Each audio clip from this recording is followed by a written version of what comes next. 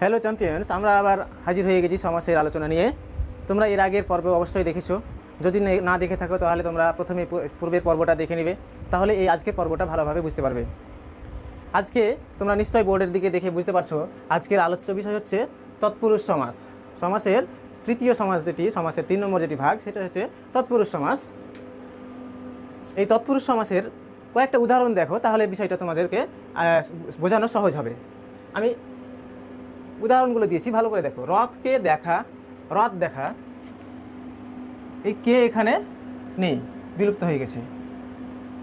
ঢেঁকি দ্বারা ছাঁটা, এখানে হয়েছে ঢেঁকি ছাঁটা। দ্বারা শব্দটা, অর্থাৎ এই যে দ্বারা শব্দ, এখানে বিলুপ্ত হয়ে গেছে। সূর্যের উদয়, এখানে র আর এর, এখানে এক্ষেত্রে আসলে সূর্যের সঙ্গে এর একটা বিভক্তি আছে, যে অন্তর্জয় একার র, অর্থাৎ এর বিভক্তি রয়েছে, এক্ষেত্রে নেই, সমাজবদ্ধ পদে নেই। ধানের নিমিত্ত জমি, নিমিত্ত মূল শব্দটি এক্ষেত্রে লুপ্ত হয়ে গেছে, নেই। বৃন্ত হতে চ্যুত, হতে শব্দটি এক্ষেত্রে বিলুপ্ত হয়ে গেছে। তাহলে এই উদাহরণগুলো থেকে আমরা কি বুঝতে পারছি? কোনো কোনো ক্ষেত্রে বিভক্তি লোপ হয়েছে, কে, এর, অথবা দ্বারা, নিমিত্ত, হতে ইত্যাদি অনুসর্গের বিলোপ সাধন হয়েছে, হয়ে সমাজবদ্ধ পদ তৈরি হয়েছে। আবার আরও একটা জিনিস লক্ষ্য নিয়ে দেখো, ভালো করে দেখো। রথ দেখা কার প্রাধান্য পাচ্ছে? মূলত দেখার জিনিসটাই এক্ষেত্রে প্রাধান্য পাচ্ছে। ঢেঁকি ছাঁটা, কী দিয়ে ছাঁটা? ঢেঁকি ছাঁটা এক ধরনের চাল। চাল তো বিভিন্ন রকমের আমরা খাই, মেশিন দ্বারা ছাঁটা বা ঢেঁকি দ্বারা। আগে ঢেঁকি দ্বারা ছাঁটা চাল পাওয়া যেত, এখন খুব কম পাওয়া যায়। তো চালের যে বিশেষ প্রকার তা বোঝানোর জন্য ঢেঁকি ছাঁটা চালকে, যে ছাঁটা কী দিয়ে? ঢেঁকি দিয়ে ছাঁটা। এই যে ছাঁটা, মূলত ছাঁটা শব্দটা এখানে প্রাধান্য পাচ্ছে। সূর্যোদয়, উদয় হচ্ছে কিনা এটা মূলত বোঝা যাচ্ছে এই শব্দের দ্বারা। সূর্যোদয়, সূর্যের উদয়, তাই উদয়ের প্রাধান্য পাচ্ছে। এইভাবে প্রত্যেকটা ক্ষেত্রে পরপদের, অর্থাৎ শেষের যে পদ, এই তোমার দেখা, ছাঁটা, উদয়, জমি, চ্যুত, এই পদগুলোর অর্থের প্রাধান্য পাচ্ছে। এই উদাহরণগুলো থেকে আমরা তাহলে সংক্ষিপ্ত করে সংজ্ঞাকে যদি সংক্ষিপ্ত আকারে প্রকাশ করি, অর্থাৎ তৎপুরুষ সমাস কাকে বলে, তার উত্তরে বলা যায় যে সমাসের পূর্বপদে বিভক্তি অথবা অনুসর্গ লোপ পায়। যে সমাসের পূর্বপদের বিভক্তি অথবা অনুসর্গ লোপ পায় এবং পরপদের প্রাধান্য সূচিত হয়, তাকে বলা হয় তৎপুরুষ সমাস। এবার এই তৎপুরুষ সমাসের অনেকগুলো ভাগ রয়েছে। তোমরা মূলত এই বিভিন্ন ভাগ দেখেই একটু চিন্তিত হয়ে পড়ো, কিন্তু চিন্তিত হওয়ার কারণ নেই, কারণ তৎপুরুষ সমাস অন্যান্য সমাসের চাইতে একেবারে সোজা। অনেকগুলো ভাগ রয়েছে বটে, কিন্তু একে চিহ্নিত করা, নির্ণয় করা, মনে রাখা খুবই সহজ। আমরা এর আগে শিখেছি, এর আগের টার্মিনালে, যদিও আমাদের চ্যানেলে ভিডিও আপলোড করা হয়নি। যদি তোমাদের কোনো প্রয়োজন থাকে, যদি চাও, তাহলে আমরা কারক এবং বিভক্তি নিয়ে আমরা ভিডিও করে দেবো অবশ্যই। তো সেই কারকের চ্যাপ্টারে আমরা পড়েছি কারক মূলত 5 প্রকার: কর্তৃকারক, কর্মকারক, করণকারক, হ্যাঁ, নিমিত্ত, অধিকরণ, অপাদান। 6 প্রকার কারক, মূলত 6 প্রকার। আর এছাড়াও রয়েছে অকারক। অকারকের 2টি ভাগ রয়েছে, সম্বন্ধ এবং সম্বোধন। তো এই কারকের যে 6 প্রকার, তার থেকে নেওয়া হয়েছে 5 প্রকার: কর্ম, কর্তৃ, করণ, অধিকরণ, অপাদান। এই 5টা কারককে নেওয়া হয়েছে। আর অকারক থেকে শুধু নেওয়া হয়েছে সম্বন্ধ। এই 6টা ভাগকে নিয়ে সমাসের, তৎপুরুষ সমাসের 6টা ভাগ হয়েছে। তাহলে আমরা কারক এবং অকারক মিলিয়ে যে সমাস 6 প্রকার, তা আমরা এখন বোর্ডে লিখে নিচ্ছি, তোমরা খাতায় লিখে নেবে। তোমরা বোর্ডে নিশ্চয় লক্ষ্য করছো, কারক ও অকারক হিসেবে তৎপুরুষ সমাস মূলত 6 প্রকার: কর্ম তৎপুরুষ সমাস, করণ তৎপুরুষ সমাস, নিমিত্ত তৎপুরুষ সমাস, অধিকরণ তৎপুরুষ সমাস, অপাদান তৎপুরুষ সমাস। অর্থাৎ কারকের যে 6টি ভাগ রয়েছে, কর্তৃ, কর্ম, করণ, নিমিত্ত, অধিকরণ এবং অপাদান, এই 6টির মধ্যে প্রথম ভাগ অর্থাৎ কর্তৃকারককে বাদ দিয়ে সমাসের নামকরণ হয়েছে। কর্তৃ বাদ দিয়ে কর্ম, করণ, নিমিত্ত, অধিকরণ এবং অপাদান, এই 5 প্রকার কারকের নামে তৎপুরুষ সমাসের নামানুকরণ হয়েছে। এছাড়াও অকারক হিসেবে যে দুটো ভাগ আমরা জানি, সম্বন্ধ পদ এবং সম্বোধন পদ, এক্ষেত্রে সমাসের ক্ষেত্রে নেওয়া হয়েছে সম্বন্ধ পদ। তাহলে সব মিলিয়ে 6টি প্রকার রয়েছে কারক এবং অকারক মিলিয়ে। এবার আমরা জেনে নেব কারক ও অকারক অনুযায়ী প্রত্যেকটি সমাসের সম্পর্কে বিস্তারিত জেনে নেব। এই ভিডিওর পরবর্তী অংশ, সেকেন্ড পার্ট, এই ভিডিওর তোমরা স্কিপ করে যাবে না। ভিডিওর শেষে আমরা এছাড়াও এই কারক অকারক ছাড়াও আরও কতকগুলো সমাস, তৎপুরুষ সমাস রয়েছে, সেগুলো আমরা জেনে নেব। তাহলে আমরা এখন জানব কারক ও অকারক অনুসারে বিভিন্ন সমাসের ভাগের বিস্তারিত আলোচনা। প্রথমেই জেনে নেব কর্ম তৎপুরুষ সমাস। 1 নম্বর কর্ম তৎপুরুষ সমাস।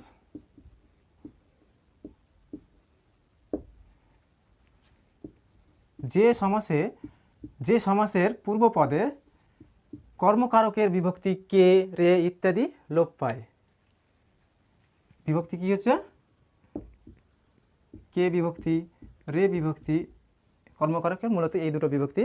এই বিভক্তিগুলো যে সমাসের পূর্বপদ থেকে লোপ পাবে এবং পরপদের অর্থ প্রাধান্য পাবে তাকে বলা হয় কর্মতৎপুরুষ সমাস। যেমন রথকে দেখা সমান রথ দেখা।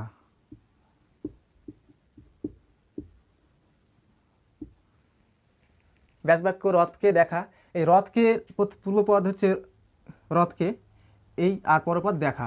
পূর্বপদের কে বিভক্তি, এই যে কে, কয়েকারে কে, এক্ষেত্রে লোপ পেয়েছে। লোপ পেয়ে এই দুই পদ মিলিত হয়ে হয়েছে রথ দেখা।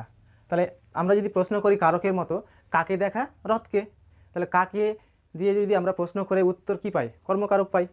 এই ক্ষেত্রেও এই দেখাকে প্রশ্ন করা হলো, কাকে দেখা, উত্তর আসবে রথকে। অর্থাৎ এটি হচ্ছে কর্মতৎপুরুষের উদাহরণ। আরও একটি উদাহরণ, কাপড়কে কাচা। কী হবে বলো? তোমরা এখনই কমেন্ট বক্সে লিখে দিতে পারো। উত্তর হবে কাপড়কে কাচার সমাসবদ্ধ পদ হবে কাপড় কাচা। তাহলে বোঝা গেল। তোমরা বাকি উদাহরণগুলো বই থেকে মিলিয়ে নেবে এবং ভালো করে মুখস্থের মতো করে পড়ে নেবে, যাতে পরীক্ষায় ভুল না হয়। দ্বিতীয় প্রকার হচ্ছে করণ তৎপুরুষ। তাহলে এর সংজ্ঞা ওই কর্মতৎপুরুষের সংজ্ঞার মতোই, এক্ষেত্রে করণ কারকের বিভক্তি বা অনুসর্গ লোপ পাবে। করণ তৎপুরুষ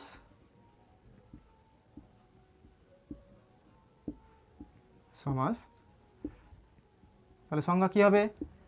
যে তৎপুরুষ সমাসে পূর্বপদের করণ কারকের বিভক্তি বা অনুসর্গ লোপ পাবে তাকে বলা হয় করণ তৎপুরুষ সমান। এবং সর্বক্ষেত্রেই তৎপুরুষ সমাসের সব ক্ষেত্রেই পরপদের অর্থ প্রাধান্য পায়, এটা মাথায় রাখতে হবে। দেখো উদাহরণ দিচ্ছি, বিজ্ঞান দ্বারা সম্মত। বিজ্ঞান দ্বারা সম্মত কি সমাস হবে? বিজ্ঞান সম্মত।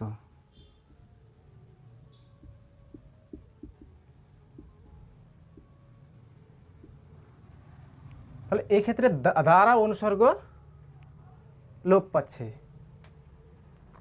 কি দিয়ে সম্মত? কি দিয়ে যদি প্রশ্ন করি তাহলে আমরা করণ কারকের উত্তর পাই, করণ কারক পাই। কি দিয়ে সম্মত? বিজ্ঞান দিয়ে। বা কি দ্বারা সম্মত? বিজ্ঞান দ্বারা সম্মত। অর্থাৎ এই উদাহরণটি হচ্ছে করণ তৎপুরুষের উদাহরণ। আরও আমি একটা উদাহরণ দিচ্ছি, লিপিবদ্ধ। বলো, তোমরা বলো কী হবে? লিপিবদ্ধ। লিপি দ্বারা বদ্ধ, লিপিবদ্ধ। লেজ বিশিষ্ট, লেজ দ্বারা বিশিষ্ট। এছাড়াও অনেক উদাহরণ রয়েছে, বাষ্প চালিত, বাষ্প দ্বারা চালিত। এই হচ্ছে করণ তৎপুরুষ সমাস। এরপরে আমরা জানব নিমিত্ত তৎপুরুষ সমাস।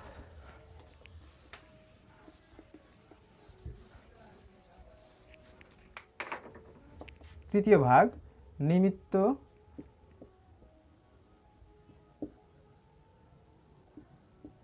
তৎপুরুষ সমাস।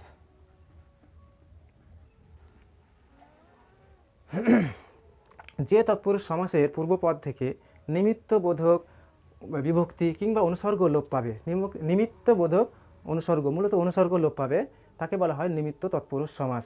যেমন উদাহরণ দিচ্ছি, বালিকাদের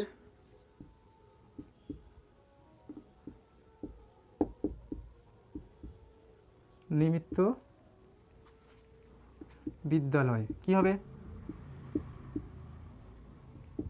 সমান হবে বালিকা বিদ্যালয়, সমাসবদ্ধ পদ বালিকা বিদ্যালয়। হ্যাঁ, এই হচ্ছে তৎপুরুষ সমাস, নিমিত্ত তৎপুরুষ সমাসের উদাহরণ। এছাড়াও লেখা যেতে পারে ছাত্রদের নিমিত্ত, ছাত্রদের নিমিত্ত বা জন্য, নিমিত্তের পরিবর্তে জন্য শব্দটাও ব্যবহার করা যায়। ছাত্রদের জন্য আবাস, ছাত্রাবাস। হ্যাঁ, ভিক্ষার জন্য পাত্র, ভিক্ষা পাত্র। তাছাড়া পথের জন্য খরচ, পথ খরচ। গাড়ির জন্য ভাড়া, গাড়ি ভাড়া। বরণের জন্য ডালা, বরণ ডালা। এই সমস্ত নিমিত্ত তৎপুরুষ সমাসের উদাহরণ। তোমরা বই থেকে বাকি উদাহরণগুলো ভালো করে পড়ে নেবে। তৎপুরুষ সমাসের চতুর্থ ভাগ অধিকরণ তৎপুরুষ। 4 নম্বর ভাগ অধিকরণ তৎপুরুষ।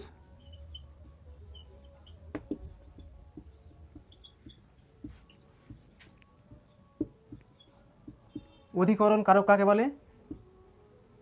আমরা কারক হিসেবে জানি ক্রিয়া সংগঠিত হয় যে পাত্রে বা আধারে, তাকে বলা হয় অধিকরণ তৎপুরুষ সমাস। অর্থাৎ ক্রিয়াপদ বা কার্য যেখানে সম্পন্ন হয়, সমাধা হয়, সেই জায়গাটাকে বলা হয় অধিকরণ। ক্রিয়ার আধারকে বলা হয় মূলত অধিকরণ। সমাসের ক্ষেত্রেও তাই। যে সমাসে, অর্থাৎ যে তৎপুরুষ সমাসের পূর্বপদে অন্তস্থ অ, এ, তয়িকারে তে বিভক্তি লোপ পায়, তাকে বলা হয় অধিকরণ তৎপুরুষ সমাস। যেমন বনে জাত হবে বনজাত। তাহলে এক্ষেত্রে এ বিভক্তি, দন্ত নয় একার আছে, এই বিভক্তি লোপ পেয়েছে। ওয়াকালে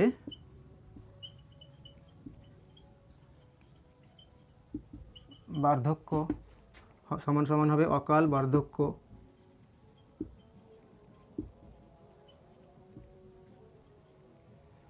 একই রকম হবে গৃহে বাস।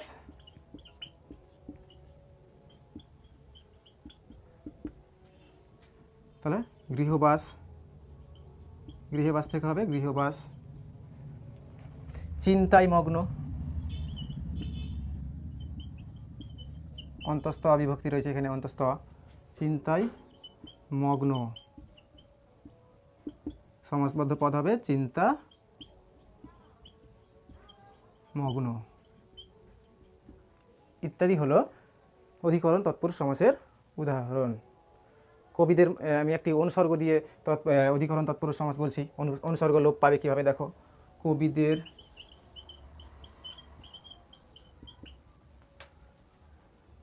কবিদের মধ্যে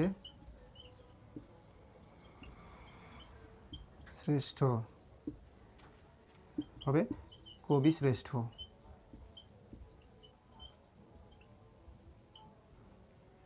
তাহলে দেখো মধ্যে অনুসর্গ এই ক্ষেত্রে, এই সমাসের ক্ষেত্রে লোপ পেয়েছে। এই হচ্ছে অধিকরণ তৎপুরুষ সমাসের বিভিন্ন উদাহরণ। এরপরে আমরা জানব অপাদান তৎপুরুষ সমাস। পঞ্চম সমাস অপাদান তৎপুরুষ সমাস। এই সমাসে মূলত হতে, থেকে ইত্যাদি অনুসর্গ লোপ পায়। যে তৎপুরুষ সমাসের পূর্বপদ থেকে হতে, থেকে প্রভৃতি অনুসর্গ লোপ পাবে, তাকে বলা হয় অপাদান তৎপুরুষ সমাস। একটা জিনিস মনে রাখতে হবে, অপাদান তৎপুরুষ সমাস বা মূলত অপাদান কারকেই আমরা জেনেছি, কোনো কিছু থেকে বিচ্যুত হওয়ার অর্থ প্রকাশ পাবে। বিচ্ছিন্ন বা চ্যুত হয়ে যাওয়ার অর্থ যদি প্রকাশ পায়, তাহলে সেটা হয় অপাদান কারক। সমাসের ক্ষেত্রেও তাই। অর্থাৎ আমি উদাহরণ দিচ্ছি, বৃন্ত হতে চ্যুত।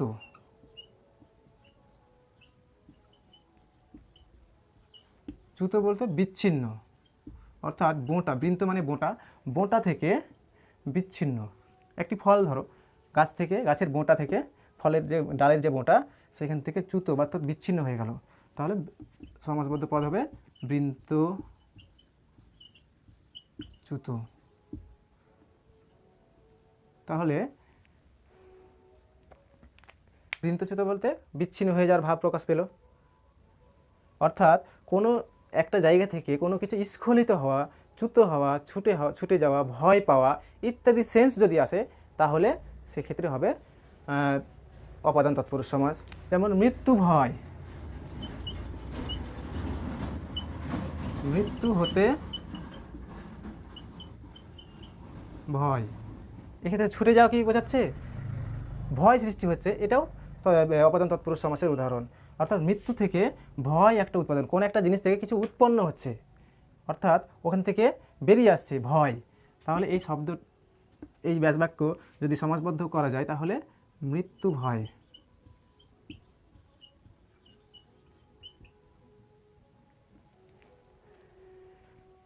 আদি থেকে অন্ত, অর্থাৎ আদি বলতে শুরু, শুরু থেকে শেষ, অন্ত মানে শেষ।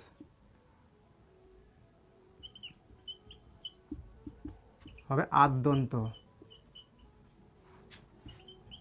তোমাদের প্রশ্ন জাগতে পারে, দয় হস্যইকার ছিল, জফলা কি করে আসলো? বাংলা সমাসের একটি বিশেষ নিয়ম হচ্ছে, যদি সমাসবদ্ধ করার পর, সমাসে পদের মিলন হওয়ার পর যদি ব্যাকরণের সন্ধির যদি নিয়ম আসে, তাহলে সেক্ষেত্রে সেই ব্যাকরণের এই সন্ধির নিয়ম পালন করা উচিত। এক্ষেত্রে সন্ধিও হয়েছে, সমাসের সাথে সাথে সন্ধিও হয়েছে। পূর্ববর্ণের শেষ, পূর্বপদের শেষ বর্ণ হস্যই আছে, দয় হস্যইকারে দি, তাহলে হস্যই বর্ণ আছে। আর এই পরপদের প্রথম বর্ণ অ, তাহলে হস্যই আর অয়ের মিলন হয়ে জফলা হয়েছে বলে আদ্যন্ত হয়েছে। বোঝা গেল পরিষ্কার? এই হচ্ছে অপাদান তৎপুরুষের সমাস। এছাড়াও রয়েছে ঋণ মুক্ত, ঋণ থেকে মুক্ত, জলাতঙ্ক, জলাতঙ্কের সমাস হবে জল থেকে আতঙ্ক। তারপরে লোকলজ্জা, লোক থেকে লজ্জা, লোকলজ্জা। এইভাবে আমরা অপাদান তৎপুরুষ সমাস নির্ণয় করতে পারি। এবার আমরা জানব অকারক, অকারক থেকে নেওয়া একটি সমাসের নাম, সেটা হচ্ছে সম্বন্ধ তৎপুরুষ সমাস। পূর্বপদে যদি সম্বন্ধ পদের বিভক্তি লোপ পায়, সম্বন্ধ পদের বিভক্তি মূলত এর আর র আর এর, এই দুটি বিভক্তির মধ্যে যে কোনো একটা থাকবে। যদি পূর্বপদের র কিংবা এর বিভক্তি লোপ পায় এবং পরপদের অর্থ প্রাধান্য পায়, তাহলে তাকে বলা হয় সম্বন্ধ তৎপুরুষ সমাস। যেমন রাজার গৃহ,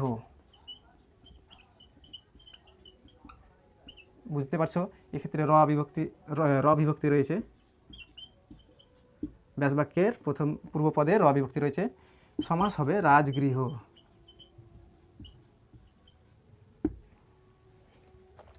তাছাড়া ভাইয়ের পো,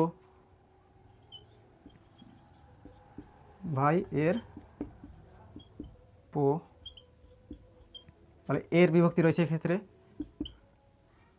ভাই পো।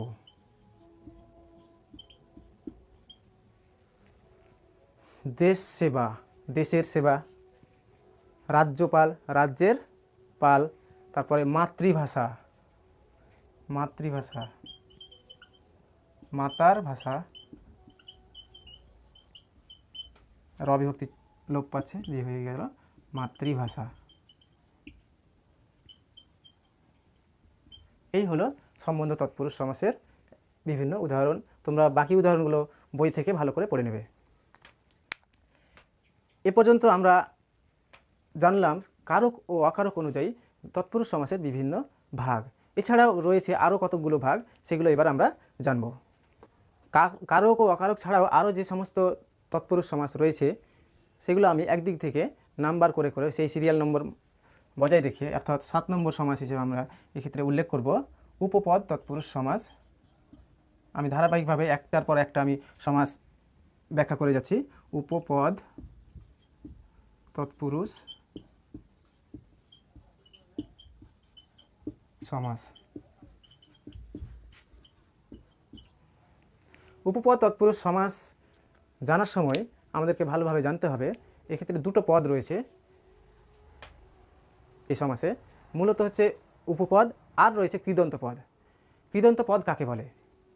সমাসে কৃৎপ্রত্যয় যুক্ত পদ, কৃৎপ্রত্যয়যুক্ত পদকে কৃদন্ত পদ বলা হয়। কৃৎপ্রত্যয় কাকে বলে? প্রত্যয়ের অধ্যায়ে আমরা অবশ্যই জেনেছি, ক্লাস 9-এর সিলেবাসে প্রত্যয় নিশ্চয়ই তোমরা জেনেছো।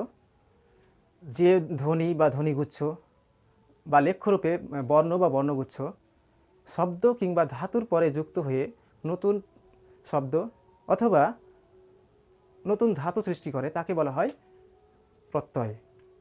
তো প্রত্যয় নিষ্পন্ন কৃৎপ্রত্যয় দিয়ে যে শব্দটা তৈরি হয় তাকে বলা হয় কৃদন্ত পদ। অর্থাৎ কৃৎপ্রত্যয়যুক্ত পদকে আমি লিখে নিচ্ছি, তোমরা ভালো করে তোমরা নোট করে নিবে। কৃৎ প্রত্যয় যুক্ত পদকে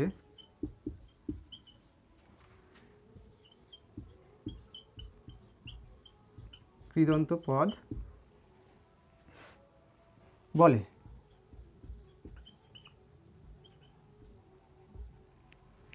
যেমন ক্রি যোগ, ক্রি হচ্ছে একটি ধাতু, তার সঙ্গে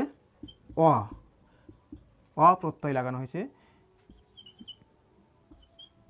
লাগিয়ে একটি পদ বা শব্দ তৈরি করা হলো কর। একই রকম চর যোগ সমান চরা, তাহলে এগুলো হচ্ছে কৃদন্ত পদ।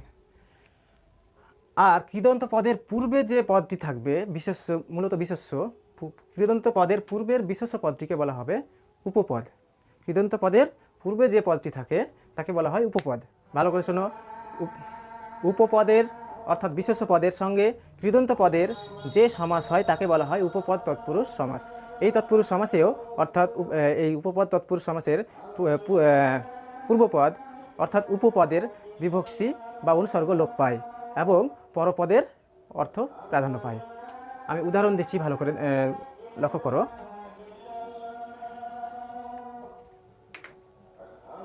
তার আগে উপপদ কাকে বলে লিখে দিই। কৃদন্ত পদের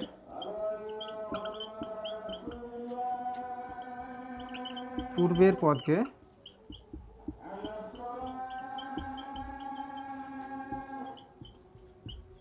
উপপদ বলে। এবার আমরা উদাহরণে যাই উপপদ তৎপুরুষ সমাসের।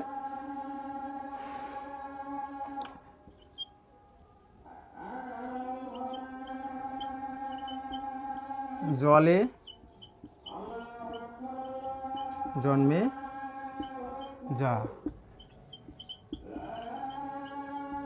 জলজ। এই জন্মে এই শব্দটি হচ্ছে কৃদন্ত পদ। এটাকে যদি ভাঙা যায় জন্ম শব্দটাকে, তাহলে এর নিশ্চয় একটা ধাতুও পাওয়া যাবে, এর সাথে প্রত্যয়ও পাওয়া যাবে। তাহলে এই শব্দটি হচ্ছে কৃদন্ত পদ, জন্মানো। আর কৃদন্ত পদের মূলত ক্রিয়াস্থানীয় ক্রিয়াপদের অর্থ বা সেন্সটা পাওয়া যাবে, ভাবটা পাওয়া যাবে। আর তার পূর্বে যে পদটি রয়েছে যে বিশেষ্য স্থানীয় পদ, বিশেষ্য মূলত এটা বিশেষ্য, জলকে তো আমরা বিশেষ্য হিসেবেই জানি, নাউন।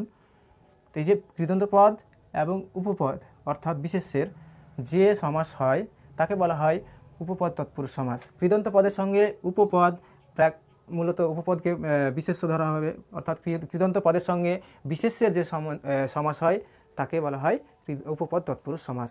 জলে জন্মে যা, জলজ। পঙ্কে জন্মে যা,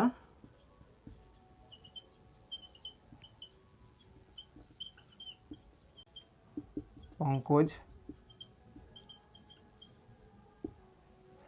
আরও উদাহরণ রয়েছে খেচর, খতে চরে যা, খেচর।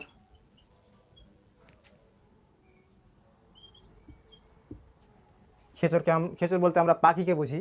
খতে অর্থাৎ খ বলতে আকাশ, খয়ের শাব্দিক অর্থ আকাশ, আর তে হচ্ছে বিভক্তি, তে লোপ পেয়ে যাবে, বিভক্তি লোপ পেয়ে যাবে, খেচর। তে হয়ে লোপ পেয়ে যাচ্ছে। তাহলে খতে অর্থাৎ আকাশে, চরে যা, এই চরে শব্দটা হচ্ছে কৃদন্ত পদ। এটিকে বিশ্লেষণ করলে পাওয়া যাবে চর যোগ এ, চরে। তাহলে এইটি হচ্ছে কৃদন্ত পদ। এই কৃদন্ত পদের সঙ্গে বিশেষ্যের সমাস হয়েছে, এটি হচ্ছে উপপদ তৎপুরুষ সমাসের একটি উদাহরণ। এছাড়া রয়েছে বর্ণ চুরি করে যা, বর্ণচোরা, অভ্রভেদ করে যা, অভ্রভেদী। তাছাড়া ভুঁই ফোড়ে যা, ভুঁই ফোড়ে যা, ভুঁইফোড়। এরকম অনেক উদাহরণ রয়েছে। তোমরা এই উপপদ তৎপুরুষ সমাসের উদাহরণগুলো বেশি বেশি চর্চা করবে, কারণ এই ক্ষেত্রে অনেকেরই ভুল হয়ে যায়। তো তোমরা ভালো করে পড়বে যাতে পরীক্ষায় কোনো ভুল না হয়। এই হলো উপপদ তৎপুরুষ সমাসের ব্যাখ্যা। এরপরে আমরা যাব ব্যাপ্তি তৎপুরুষ সমাস।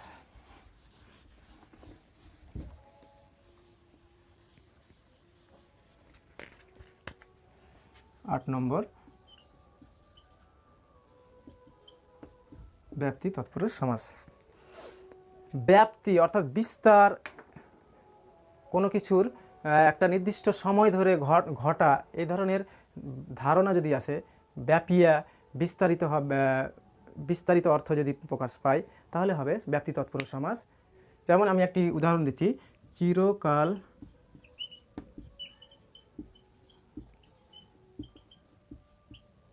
ব্যাপিয়া সুখী।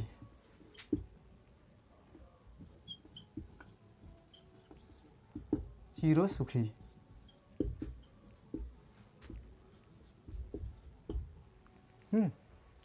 ক্ষণস্থায়ী, ক্ষণকাল ব্যাপিয়া স্থায়ী। ক্ষণকাল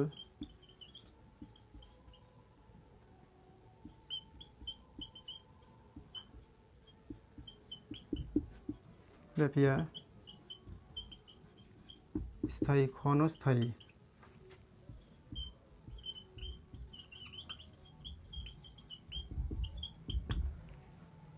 এছাড়াও আকণ্ঠ অর্থাৎ কণ্ঠ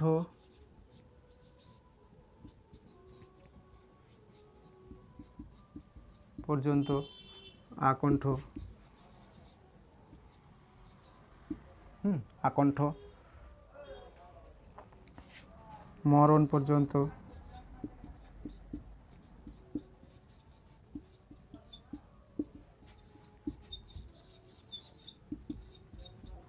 আমরণ। এই সমস্ত হচ্ছে ব্যাপ্তি তৎপুরুষ সমাসের উদাহরণ। চিরকুমার, চিরকাল ব্যাপিয়া কুমার, চিরকুমার। তো ব্যাপ্তি তৎপুরুষে মূলত কালের বা স্থানের ব্যাপ্তি বা দীর্ঘ একটা কিছু ঘটা ইত্যাদি বোঝায়, এই সেন্সটা আসবে, তাহলে হবে ব্যাপ্তি তৎপুরুষ সমাস। এবার পরবর্তী সমাস হবে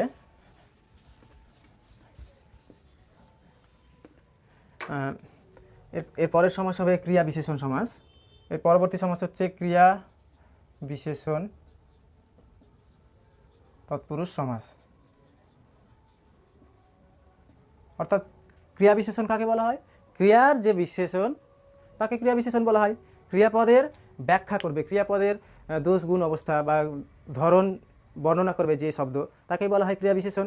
অর্থাৎ এই সমাসে একটি ক্রিয়া বিশেষণ থাকবে এবং তার সাথে একটি কৃদন্ত পদ অর্থাৎ ক্রিয়াপদ একটি থাকবে, ক্রিয়াপদ জাতীয় শব্দ। এই দুই পদের যে মিলন তাকে বলা হয় ক্রিয়া বিশেষণ তৎপুরুষ সমাস। আমি উদাহরণ দিয়ে বোঝাচ্ছি। এক্ষেত্রে একটু লিখে রাখো, মূলত থাকবে ক্রিয়া বিশেষণ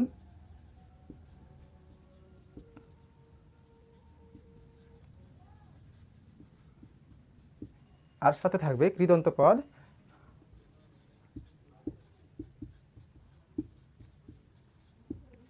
যাকে বলা যায় ক্রিয়াপদ।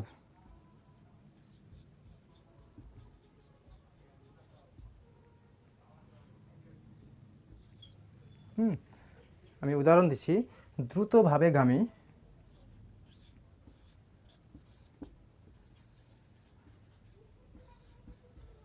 এই গামী শব্দটা কৃদন্ত পদ, গমন করার ধারণা আসছে, যাওয়াকে বোঝাচ্ছে। আর এই যাওয়াটা কেমন তা বুঝতে পারছি এই দ্রুত শব্দ দ্বারা। এই শব্দটা এই ক্রিয়াপদের অর্থাৎ কৃদন্ত পদটিকে ব্যাখ্যা করছে। তাহলে এটি হচ্ছে একটি ক্রিয়া বিশেষণ। তাহলে ক্রিয়া বিশেষণের সঙ্গে কৃদন্ত পদের যে সমাস হয় তাকে বলা হয় ক্রিয়া বিশেষণ সমাস। এর সমাসবদ্ধ পদ হবে দ্রুতগামী।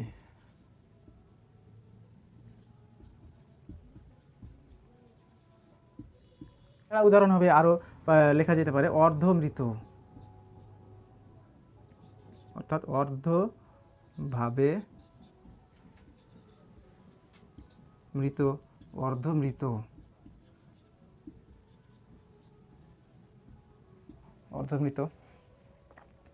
তাহলে এই যেমন এই শব্দটা একে এই যে ক্রিয়া এই শব্দটা যে একটি কৃদন্ত পদ তাকে বিশ্লেষণ করলে বোঝা যায় গম ধাতু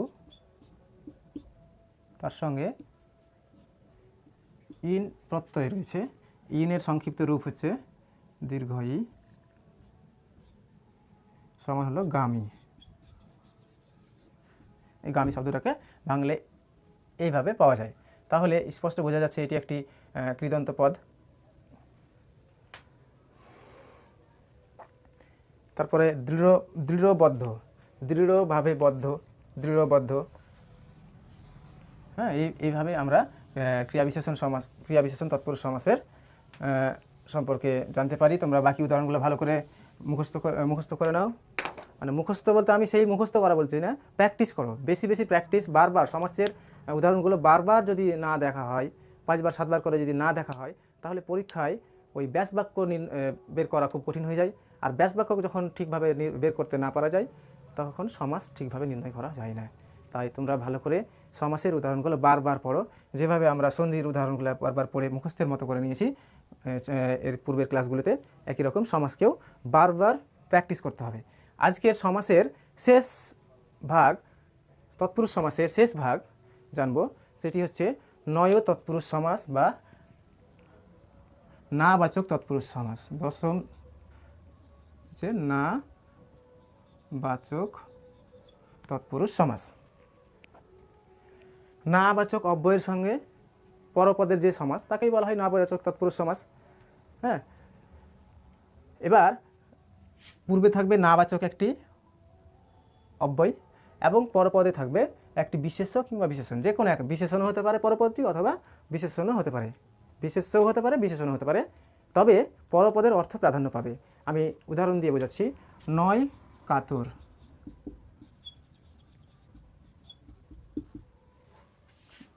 হবে অকাতর। এই অ এর পরিবর্তে এক্ষেত্রে নয় হয়েছে। আরও বলা যেতে পারে নয় ক্লান্ত,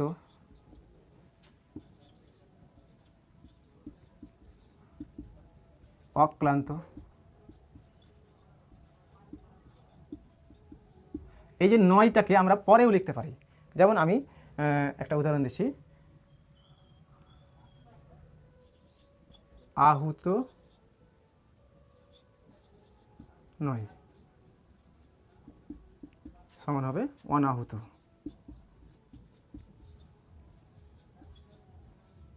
তোমরা যদি নয় আহুত লিখো, অর্থাৎ নয়কে যদি পূর্বে নিয়ে আসো আর আহুতকে পরে নিয়ে যাও, কোনো সমস্যা নেই, একই উত্তর হবে অনাহুত। তাহলে এইভাবে আমরা আজকে তৎপুরুষ সমাসের মূলত আজকে 10টি ভাগ শিখলাম। প্রথম 6টি হচ্ছে কারক এবং অকারক সংক্রান্ত। কারকের যে নিয়মগুলো এক্ষেত্রে প্রযোজ্য হচ্ছে। মূলত কারকের 6টি ভাগের মধ্যে 5টি নেওয়া হয়েছে, অর্থাৎ কর্তৃকারককে বাদ দেওয়া হয়েছে, বাদ দিয়ে বাকি 5টি কারক, এবং অকারক থেকে নেওয়া হয়েছে সম্বন্ধপদ। এই মোট 6টি ভাগকে নিয়ে কারক ও অকারক সংক্রান্ত সমাসগুলো হচ্ছে 6 প্রকার, 6টি।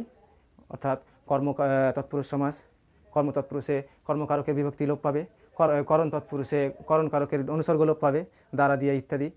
এছাড়া অধিকরণ কারকে অন্তস্থ এতে ইত্যাদি বিভক্তি লোপ পাবে। নিমিত্ত তৎপুরুষ সমাসে নিমিত্ত কারকের যে তোমার অনুসর্গ, নিমিত্ত, জন্য ইত্যাদি লোপ পাবে, তাকে বলা হয় নিমিত্ত তৎপুরুষ সমাস। এছাড়া রয়েছে অপাদান তৎপুরুষ সমাস। এই সমাসে হতে থেকে ইত্যাদি অনুসর্গ লোপ পাবে এবং সর্বক্ষেত্রেই বড় পদের প্রাধান্য পাবে। আর সম্বন্ধ তৎপুরুষ সমাসে সম্বন্ধ পদের যে বিভক্তি এর আর র, এই দুটির মধ্যে যে কোনো একটি থাকবে তা লোপ পাবে, তাহলে হবে সম্বন্ধ তৎপুরুষ সমাস। তাহলে অকারক আর কারক সংক্রান্ত এই 6টি তৎপুরুষ সমাসের উদাহরণ। আর রয়েছে উপপদ তৎপুরুষ সমাস। উপপদ তৎপুরুষ সমাসের তোমার পূর্বপদে থাকবে উপপদ। তো উপপদ কাকে বলা হয় আমরা জানলাম আজকে, যে কৃদন্ত পদের পূর্বের পদটিকে বলা হয় উপপদ। অর্থাৎ কৃদন্ত পদ বলতে ক্রিয়াবাচক যে পদ, কাজ করা বোঝাবে, ক্রিয়াপদ অর্থাৎ কাজ সূচিত হবে, কাজ করা বোঝাবে, হওয়া, খাওয়া, থাকা ইত্যাদি কাজ বোঝাবে যে শব্দটি তাকে বলা হয় কৃদন্ত পদ শব্দ। তার পূর্বের যে পদটি থাকবে তাকে বলা হয় উপপদ। যেমন পঙ্কে জন্মে যা, তাহলে জন্মের আগে হচ্ছে পঙ্কে, পঙ্ক হচ্ছে উপপদ। তো এই উপপদ আর কৃদন্ত পদের যে সমাস তাকে বলা হয় উপপদ তৎপুরুষ সমাস। তাছাড়া থাকলো ব্যাপ্তি তৎপুরুষ সমাস, অর্থাৎ ব্যাসবাক্যে ব্যাপ্তি বোঝাবে, সময়ের ব্যাপ্তি হতে পারে বা স্থানের ব্যাপ্তি বোঝাতে পারে। এরকম যদি কোনো কিছুর ব্যাপ্তি ঘটায়, প্রকাশ পায়, দীর্ঘ একটা লম্বা কিছু বোঝাবে, সময় বা স্থান বোঝাবে, তখন হবে ব্যাপ্তি তৎপুরুষ সমাস। চিরকাল ব্যাপী সুখী চিরসুখী, ক্ষণকাল ব্যাপী স্থায়ী ক্ষণস্থায়ী। আর ক্রিয়া বিশেষণ তৎপুরুষ সমাস জানলাম আমরা, যে পূর্বপদ হবে ক্রিয়া বিশেষণ এবং পরপদ থাকবে একটি ক্রিয়াপদ অর্থাৎ কৃদন্ত পদ। এই উভয়ের যে সমাস হবে তা হচ্ছে তোমার ক্রিয়া বিশেষণ তৎপুরুষ সমাস। যেমন অর্ধমৃত, অর্ধভাবে মৃত। মৃত তো একটা ক্রিয়াপদের ধারণা আছে, তো মৃতটা কেমন তা ব্যাখ্যা করছে অর্ধ শব্দ দ্বারা। এই হচ্ছে ক্রিয়া বিশেষণ তৎপুরুষ সমাস। আর লাস্ট আজকে তৎপুরুষ সমাসের যেটি ভাগ জানলাম, নাবাচক তৎপুরুষ সমাস। নাবাচক তৎপুরুষ সমাসের আরও একটি নাম হচ্ছে কোনো কোনো বইয়ে নয় তৎপুরুষ সমাস লেখা থাকে, নয় তৎপুরুষ। এটা ভালোভাবে তোমরা খেয়াল রাখবা, যেটা নাবাচক তৎপুরুষ সেটাই হচ্ছে নয় তৎপুরুষ সমাস। না অর্থাৎ নয় অর্থাৎ না সেন্স আছে না। তাহলে আজকের আলোচনা আমি এখানেই সমাপ্ত করছি। তৎপুরুষ সমাসের আজকে বিস্তারিত আলোচনা করলাম। কোনো কিছু বিষয় যদি এখনও পরিষ্কার না হয় তাহলে তোমরা টেলিগ্রাম চ্যানেলে অবশ্যই প্রশ্ন লিখে দিবে, আমরা তার উত্তর দেব। আর সবসময় বলি যে ভিডিওগুলো ভালোভাবে শেষ পর্যন্ত দেখো, অন্য বাজে কিছু দেখে সময় নষ্ট না করে ভিডিওগুলো দেখে সিলেবাস এবং পড়া ভালো করে বোঝার চেষ্টা করো, যাতে পরীক্ষায় ভালোভাবে লিখতে পারো। কারণ এখন যদি তোমরা ভালোভাবে না শেখো তাহলে পরবর্তী ক্লাসে অবশ্যই তোমরা সমস্যায় পড়বে, এবং কম্পিটিটিভ এক্সামিনেশন যখন তোমরা প্রতিযোগিতামূলক পরীক্ষা দিবে তখন সমস্ত কিছুই পাবা। এর আগে বলেছি, আজকেও বলছি, অঙ্ক শিখতে হবে, ইংরেজি শিখতে হবে, বাংলা, ইতিহাস, ভূগোল সব জানতে হবে। তাহলে এখন থেকেই তোমরা ভবিষ্যতের জন্য প্রস্তুত হও, এই আশা রেখে আমি আজকের ভিডিও শেষ করছি। ধন্যবাদ।